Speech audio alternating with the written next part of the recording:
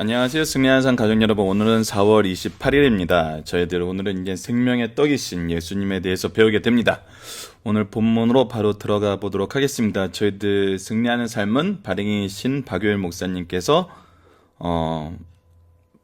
쓰신 구속사로 조망한 성경 연속 강해짐 요한복음 1편을 통해서 되어 있고, 오늘 특히 저희들 이 생명의 떡에 대한 구약과 신학적인 의미를 이 강해집에 있는 내용으로 더 보충해서 설명해 드리도록 하겠습니다. 그래서 강해집 참조, 강해 참조라고 되어 있는 부분은 저희들 이 강해를 통해서 이 책의 내용을 같이 살펴보는 걸로 이제 구성이 되어 있습니다.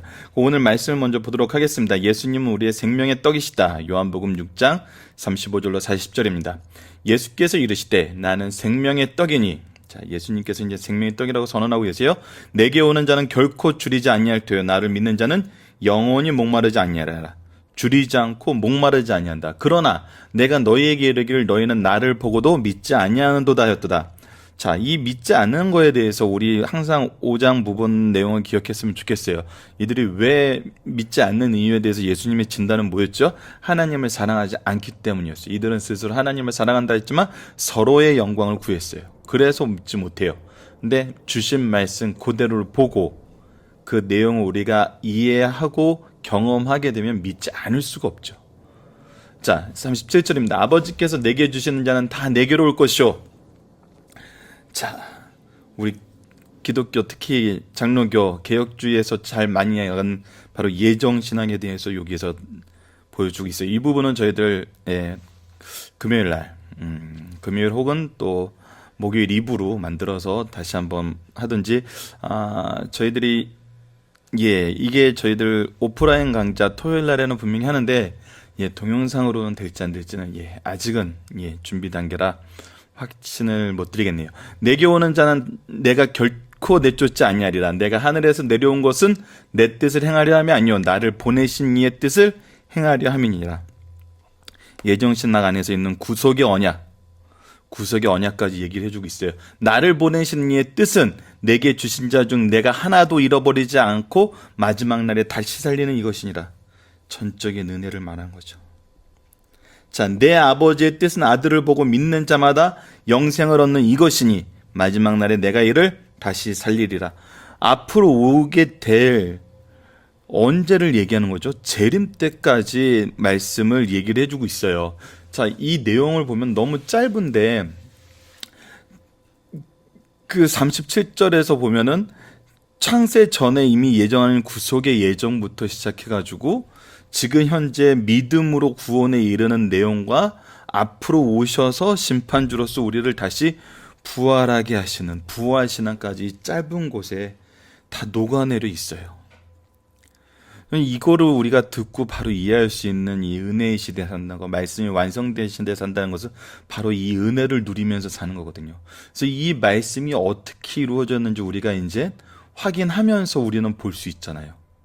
이들은 아직 이것이 눈에 드러나지 않았어요. 물론 요한 사도는 이것을 다 보고 전하면서 기록을 했지만 우리는 이 말씀이 선언된 우리에게 처음 왔을 때는 이미 우리는 그 모든 것을 누리면서 나오는 그 은혜가 그 기쁨과 그 간격이 지금 현재 이 상황에서 이 말이 처음 선언했을 때 이 말을 듣는 사람하고는 비교가 안 된다는 거 우리가 경험할 수 있죠. 이것이 우리가 은혜의 시대에 산다는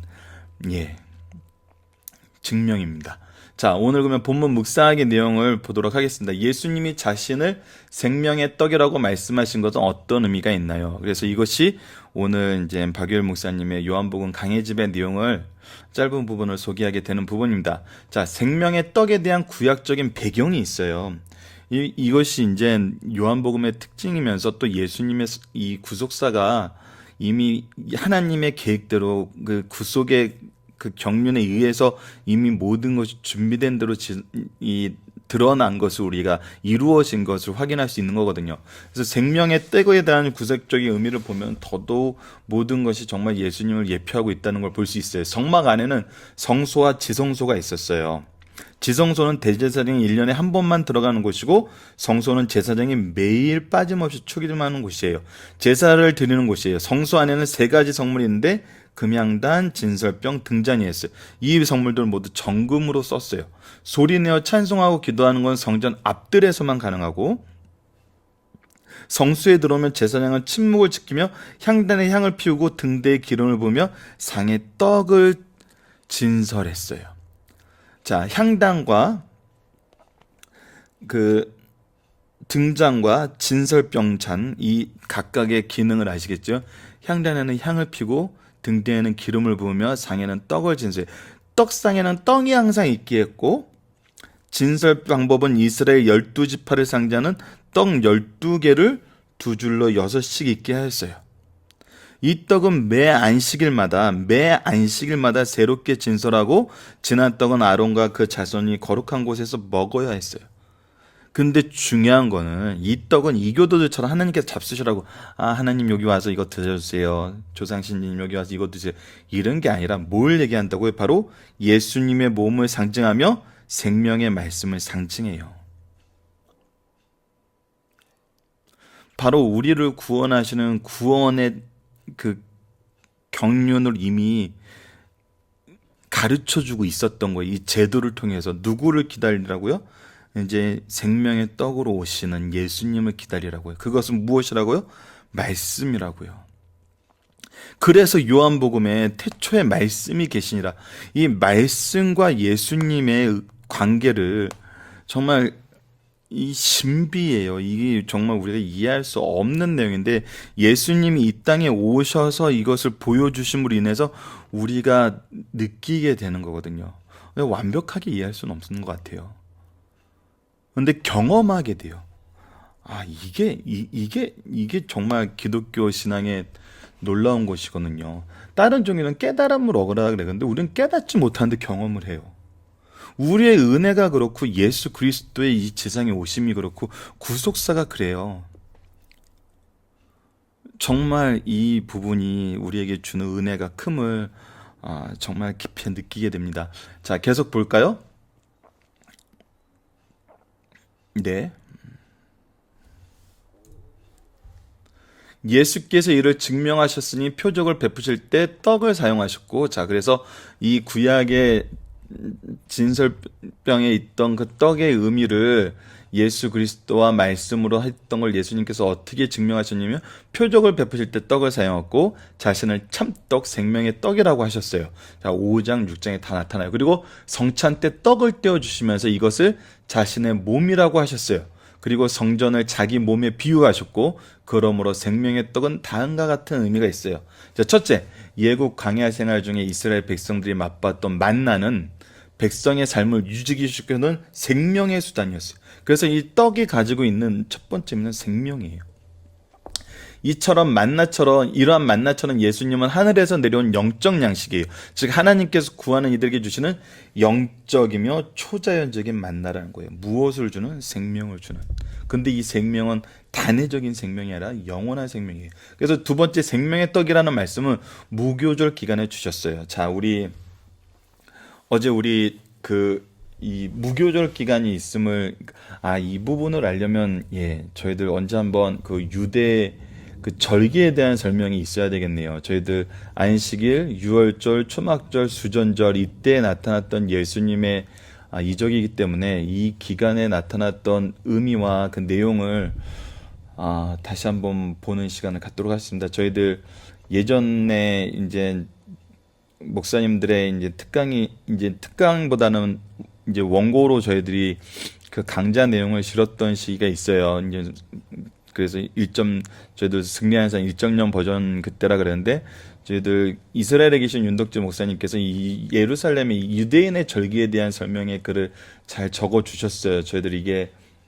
블로그 글에는 아마 있을 텐데, 이것을 카페로 옮긴 다음에 저희들 링크를 걸어서 밴드에서도 보실 수 있도록 한번 보고, 절기에 대한 부분도 특강으로 만들면 되게 도움이 많이 되실 것 같네요. 하지만 오늘은 우선 이 본문에 나와 있는 박효일 목사님 글 내에서 이해하고 넘어가도록 하겠습니다. 아니면 너무 길어지기 때문에. 그래서 생명의 떡이라는 말씀, 무교절 기간에 주어졌는데, 무교절은 하나님께서 이스라엘을 예굽의 노예 생활로부터 구원하신 하나님의 구원의 역사를 기념하며 누룩을 넣지 않은 떡을 먹는 절기였어요. 누룩은 죄와 악을 의미하기 때문에 이것이 없는 그 죄와 악을 제하는 그것을 상징하거든요. 죄와 악의 결과는 사망이에요. 죄와 악이 없는 예수님은 누룩 없는 떡이 되심으로, 자, 누룩 없는 떡이라는 거, 죄와 악이 없는, 우리를 대속할 수 없는, 죄가 없는 상태로 오신 생명의 떡임을 우리에게 보여주는 거죠. 죄와 악이 예수님을 주장할 수 없어요. 그러므로 신약의 제2의 이스라엘 성도들은 생명의 떡 대신 예수님의 십자가의 공로로 거룩함을 입게 된 거예요. 그래서 무교절 때 먹었던 이 떡 자체가 바로 누구를 상징하는 거예요? 예수님을. 왜? 누룩은 죄와 악을 의미하는데 이 누룩이 없는 떡을 만들므로써 앞으로 우리에게 오실 분은 바로 이 참 하나님이면서 참 인간인 양성을 가지신 분으로 온다는 것을 우리에게 가르쳐 주는 거죠. 3번입니다. 예수님은 이 말씀을 하기 전 5천 명이나 되는 사람들에게 육적인 양식의 떡을 제공해 주셨어요. 어제 이미 상고해 봤고 우리 지난주에 여러 번 나눴던 것처럼 예수님은 이것을 가르쳐 주기 위해서, 예수님이 생명의 떡 되심을 가르쳐 주기 위해서 육적인 양식으로서 우리에게 이해할 수 있도록 도와주셨어요. 왜? 이 방법으로 이해시키는 게 가장 인간이 이해하기 좋은 방법이에요.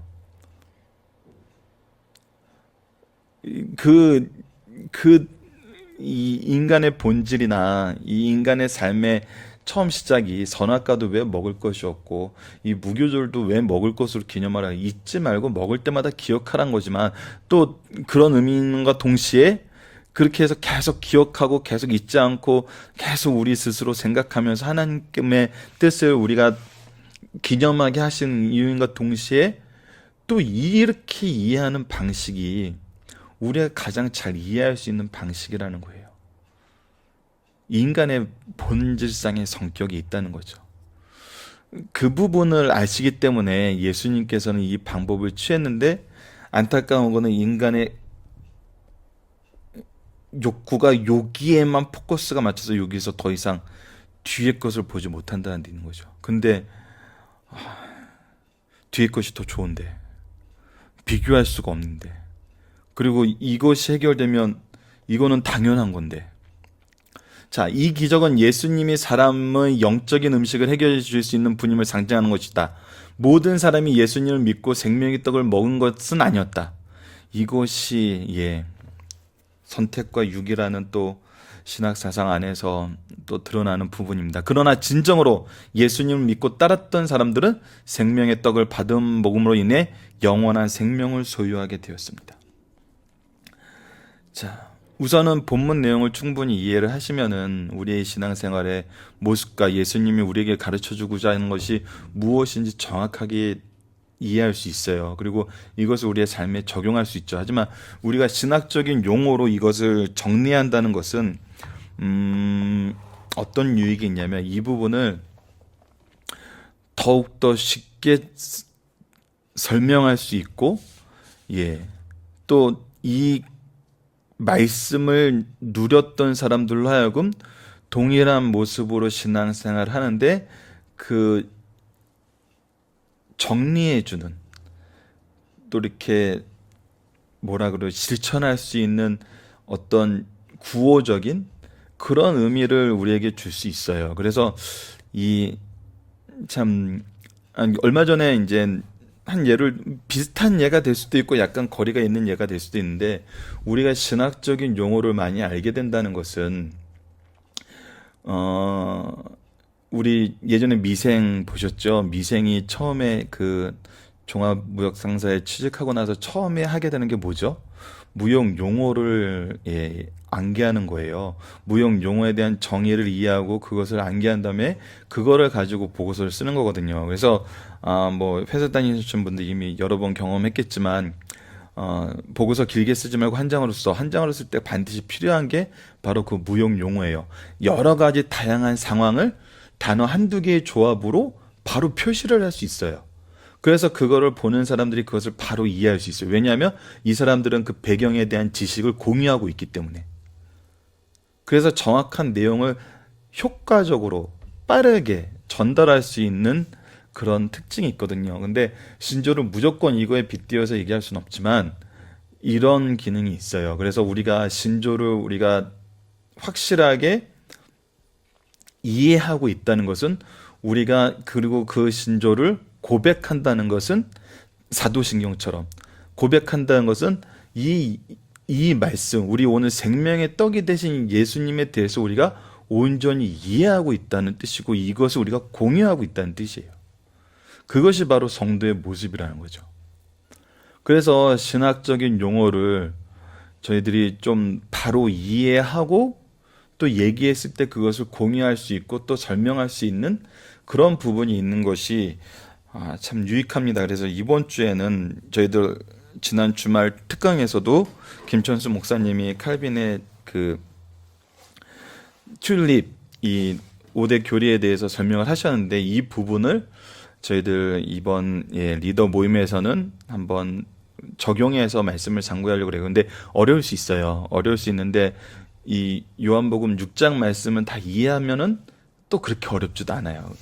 근데 어쨌거나 저희들이 이걸 방송으로 리더 모임을 한 후에 저희들이 한번 결정해 보도록 하겠습니다. 리더분들과 상의를 했는데 이 부분이 설명해 주는 게 좋은 것 같다라고 하면은 저희들이 한번 방송으로 여러분께 소개를 하고, 약간 어려워서 오히려 좀 힘들 수도 있겠다 그러면 저희들 그냥 6장에서 나타나 있는 이 예수님의 그 생명의 떡이심에 대한 의미를 오늘 박유일 목사님 강해설을 통해서 이해한 것 정도로 좀 정리를 하도록 하겠습니다. 자, 본문의 중심 사상, 지금까지 오병이어 기적과 바다를 지배하신 예수님의 능력을 보았고, 지난 시간에는 생명의 떡에 대한 긴 설교의 서론 말씀을 살펴보았습니다.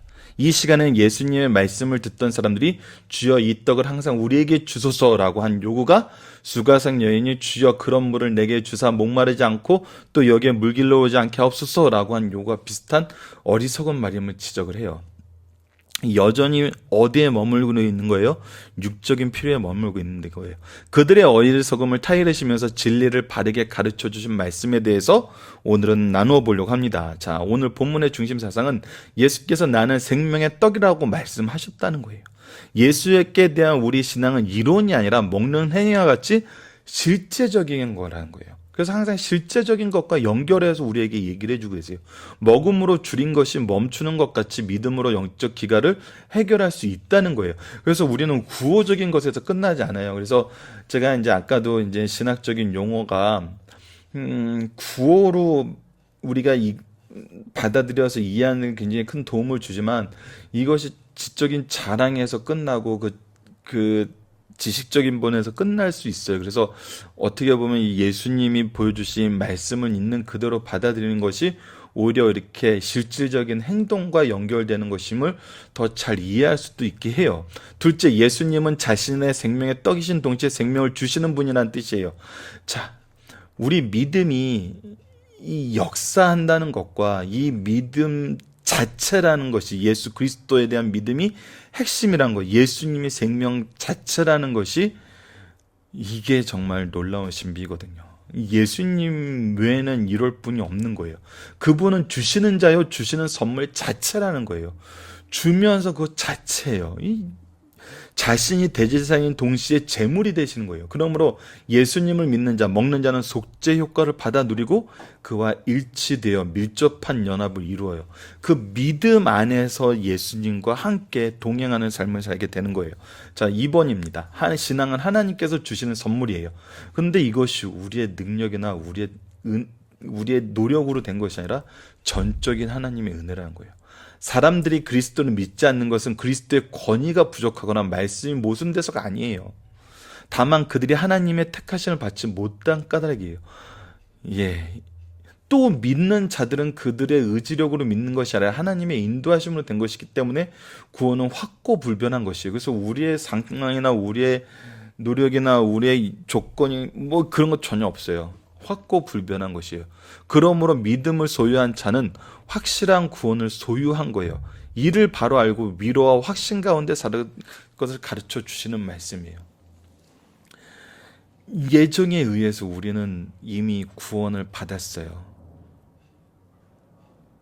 이 부분에 대한 우리가 신학적인 부분에 대해서 이해가 좀 필요한 부분입니다. 자, 말씀을 보도록 하면 빌립보서 1장 6절 너희 안에 착한 일을 시작하신 이가 그리스도 예수의 날까지 이룰 줄을 우리는 확신하노라.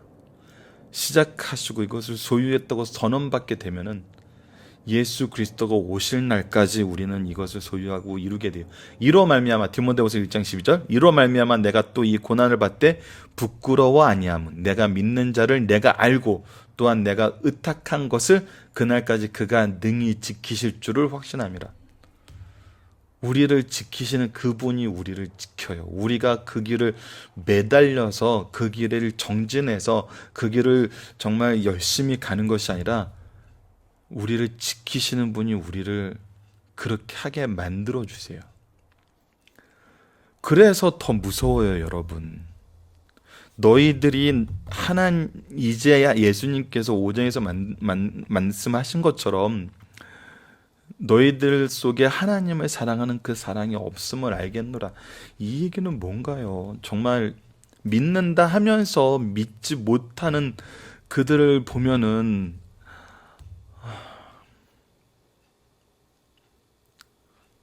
정말 이 부분은 우리가 쉽게 넘길 수 있는 말씀은 아닙니다.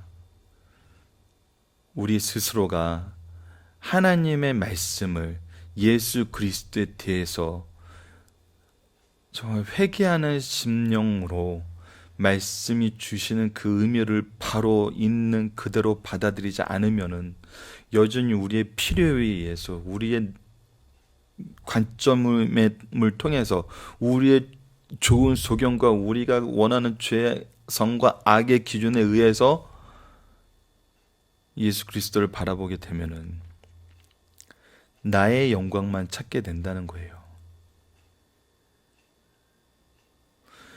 요즘 인터넷 세상에서 가장 안타까운 것은 예수님이 사라져 간다는 겁니다. 기독교에 대해서 안티로 얘기하는 사람들도, 기독교에 대해서 호감을 얘기하는 사람들도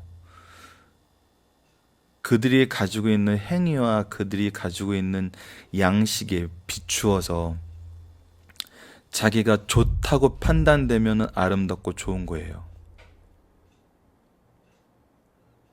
예수님이 안 보여요. 영생의 떡이 영생하게 하시는 하나님의 말씀이 보이지 않아요.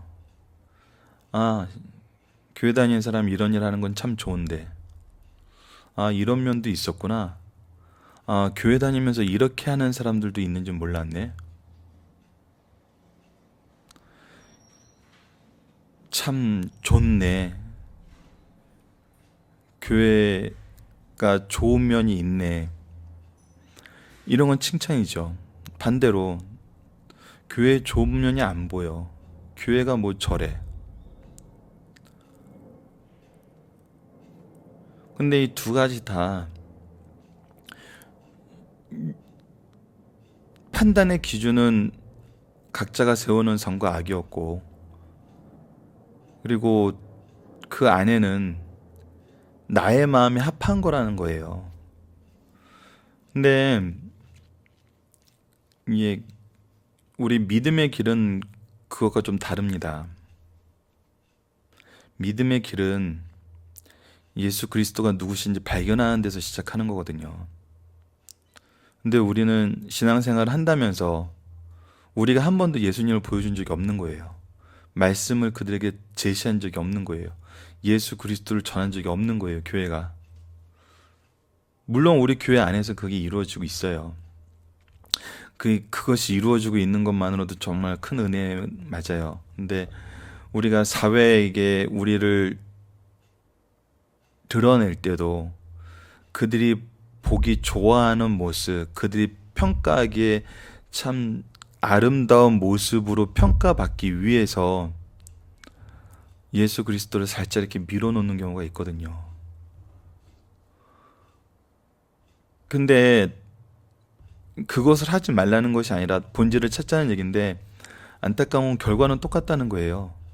기독교인이 욕을 먹을 때나 기독교인이 칭찬을 받을 때나 예수 그리스도가 없으면 거기에 영생의 떡이 없고 영생의 길이 없고 영생의 우리에게 주시는 예수 그리스도가 여전히 없다는 거예요. 그러면 결과는 뭐예요? 영생을 소유하지 못한 상태로 끝나게 만든다는 거예요. 그러면 우리가 도대체 그리스도의 이름을 의지하는 삶을 사는 자로서, 그 그리스도의 이름을 전해야 되는 삶을 사는 사람으로서 거기에 도대체 무슨 유익이 있는 거죠? 여기서 칭찬받고 심판당하고, 여기서 욕먹고 심판당하고, 심판당하는 건 똑같은 건데. 그래서 정말 얘기하고자 하는 핵심은 무엇이냐면, 우리가 어떻게 보이고 어떻게 드러나고 어떻게 받아들여질 것을 생각하는 것은 각자가 세운 선악의 기준에 따라서 그 내용을 실천하는 것일 수 있다는 거예요. 그래서 어제 말씀처럼 우리는 영생을 주시는 생명의 떡인 예수님을 소개해야지, 다른 것을 소개하는 방식으로 가는 것은 오히려 귀에마저 우리가 박탈한 거예요. 그렇기 때문에 우리가 쉬지 않고 변함없이 여전히 말씀을 전하는, 그리고 말씀으로 그들에게 다가설 수 있는 정말 주의 종들이 돼야 되지 않을까. 생명의 떡이신 예수님을 받아들임으로써 오는 변화에 대해서 마지막 오늘 본문의 중심 사상은 얘기하고 있습니다. 생명의 떡이신 예수님을 받아들이면 두 가지 변화가 일어납니다. 자, 이분을 보자고. 인생에 새로운 만족이 들어와요. 궁핍과 갈증은 사라지고 감격과 평화와 충만한 삶이 시작돼요. 자, 생명의 떡이신 예수님을 받아들이며 얻게 되는 결과를 예수님 없이 주려니까 힘든 거예요. 불가능한 거예요. 요즘 애들 말하는 표현을 케바케인 거예요. 케이스 바이 케이스인 거예요. 자, 둘째는 생의 저편에 대한 두려움이 없어진다. 그리고 확실한 내세를 바라보게 된다. 이 세상을 이기는 것은 확실한 내세를 바라보게 되는 그 믿음의 확신에서, 부활의 소망에서 이루어지는 거예요. 우리 믿음의 선조들이 이것을 증명해 줬어요. 신약의 말씀이 이것을 증명해 줬어요. 그러나 우리가 그리스도의 부르심과 성령의 감화를 거절하면은 두려워요. 이 세상의 삶이 두려워요. 두려움을 이기게 하고 그 두려움을 제거해 주면서 궁핍과 갈증을 이들에게 주면서 감격과 평화를 선물할 수 있는 사람은 없어요. 그렇기 때문에 예수님이 우리에게 참 구주 되심 우리가 너무나 자연스럽게 믿게 되는 거거든요. 왜냐하면 부활과 내세에 대한 확신을 우리에게 직접 드러내 보여주셨기 때문에. 우리가 그리스도의 부르심과 성령의 감화를 거절할 땐 자신을 속이고 인생의 위대함과 영광을 상실해버리게 됨을 가르쳐줘요. 자, 여러분, 요한복음이 주는 이 예수 그리스도의 이 그 믿음의 비중이, 우리는 예수 그리스도의 삶을 본받아야 된다, 예수님과 같이 행동해야 된다. 요즘에는 이제 이 말도 좀 쓰기 힘들어지고 있어요.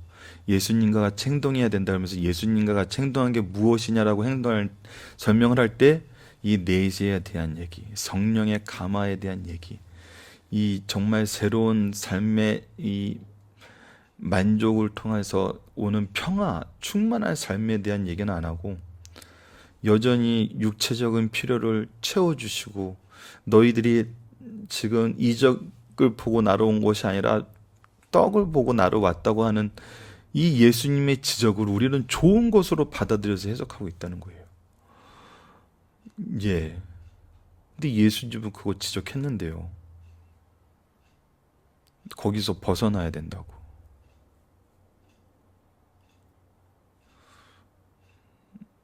왜 벗어나지 못하는 거죠? 내가 원하지 않으니까요. 결국은 예수님을 떠나게 돼요. 이거는 예수님을 떠났던 사람들의 얘기라고 보시면 안 돼요. 여러분, 좀 말씀이 길어져서 죄송한데, 예수님이 지금 말씀하시는 그 장소는 여러분 바로 우리의 교회의 모습입니다. 교회예요. 이스라엘은 지금 예수님을 찾아오고 예수님과 얘기하는 모든 사람들은 우리 교회의 모습으로 봐도 돼요. 우리 교회가 예수 그리스도에 대한 이 생명의 떡의 의미를 바로 이해하지 못하고 육체의 필요만 채워주는 교회가 되면 어떻게 돼요? 그 교회는 예수님이 없는 교회가 돼요. 예수님이 떠난 게 아니라 그들이 예수님을 떠나서 생활을 하면서 교회라 그러는 거예요. 굉장히 무서운 말씀이고 우리가 굉장히 진지하게 받아들여야 되는 말씀인 거거든요. 이 부분을 여러분들이 잘 기억해 주세요. 2장에서 4장은 교회를 바로 세우신가 교회의 소명에 대해서 얘기를 해주셨어요. 그리고 나서 예수님이 여러 군데 돌아다니시는데 여러분 이거는 다 교회의 모습이에요. 예수님 없는 교회가 어떤 모습이 되는지 정말 너무 적나라하게 보여주고 있는 거거든요. 예수님을 떠나지 않는 예수님의 생명의 떡이심이 우리 믿음의 전부임을 우리가 고백할 수 있어야 돼요. 유일한 길임을. 예수님은 지금 그거를 원하고 계시거든요. 자, 저희들 앞으로 이틀 남았어요. 저희는 6장 말씀을 상고하는데 이틀 남았는데 이틀 동안 이 생명의 양식인 예수님에 대해서 더욱더 좀 진지하게 또 더욱더 구체적으로 우리 교회의 신앙생활과 비교해서 비교보다는 점검을 해보는 시간이 되었으면 합니다. 자, 말씀을 기초로 기도하기를 통해서 마치도록 하겠습니다. 하나님, 생명의 떡이신 예수 그리스도의 공급을 받아 이 땅에서 죄를 이기고 새롭게 하시는 구속의 역사를 맛보게 하여 주소서. 예수님 이름으로 기도드립니다. 아멘.